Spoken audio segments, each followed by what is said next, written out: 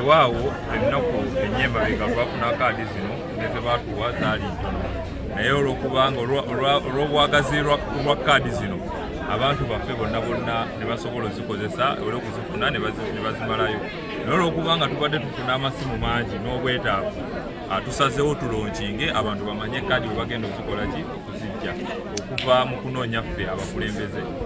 NUP tuli ekibiina ekyaniriza buli muntu oyo ne waba yakakyuka nga yakava mu NRM tumwaniriza oba mu bibiina ebirala byonna ng'alaba enkola yaffe ennambulukufu obulungi okuleeta enkyukakyuka tumwaniriza. Tetusosola mu mawanga, tetusosola mu ddiini, tetusosola mu nsonga zonna naye ffe twaniriza buli muntu oyo alina obulumi ku mutima alaba ng'eggwanga lye lyetaaga okubaako ne bikyusaamu mu sisitimu engeri gye balituukanya.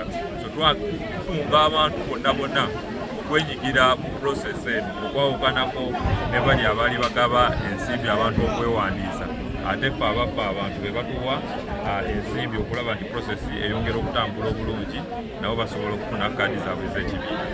Okwawukanako n'ebitundu ebirala wano mu Makindye tetulinamu kubuusabuusa nti ebintu byaffe oba ne registration zaffe zijja kuumibwa bulungi kubanga abantu bano balondebwa nga ate baviira ddala mu bantu naye tukubiriza abo bonna abalina materials zino kubanga za kibiina si za kinnoomu muntu tasobola zitunda naye ate tulina ne information mu nnaku ezisembayo gavumenti eteekateeka okulaba nti ewamba oba ekwata abantu abalina kaadi abalina ebitabo byaffe ebiwandiiseemu nga memba baffe.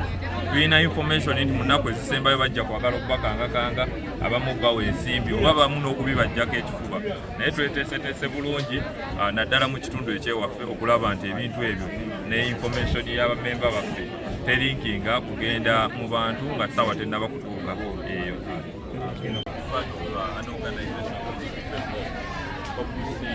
Budget that allocates money to help the centers, to see other young people get education, to see a proper system that can actually account to the people. Today these young people join us because we all have the same goal, have structures that will be accountable to the people and to the respect of the Constitution. It is very sad that the Constitution and the leadership is not respected today when we look at the preamble of how things have been moving. Well, most of these young people want a society whereby it is governed by the law so that they can get justice. Many of these young people are failed to get justice in their society because literally the law has a gap. And it brings so many of them rally behind us to see that to transform our own communities and to encourage most of those young people to be part of the ongoing governance of their country. Because most of the people that join us are advocating for democracy, because they want a free and fair system. We believe they also accept and allow that one of them has to, at the end of the day, be a candidate of the people power of the national unity platform. We advocate for people that accept defeat when it comes to free and fair elections. And this is the message that we are trying to push to them. Even when we want everyone to participate and fully get involved in the electoral process and elections and believe in themselves and be confident enough to address their challenges in their communities, we also want to put them to free and fair elections that we are advocating even at the national level. So as long as the process is free and fair, at the end of the day, one person will have a chance to take a lead in the party. And it could be, of course, by consensus, either by the Electoral Management Committee, given the circumstances we are in as a party and the regime, the nature of the regime, or by election.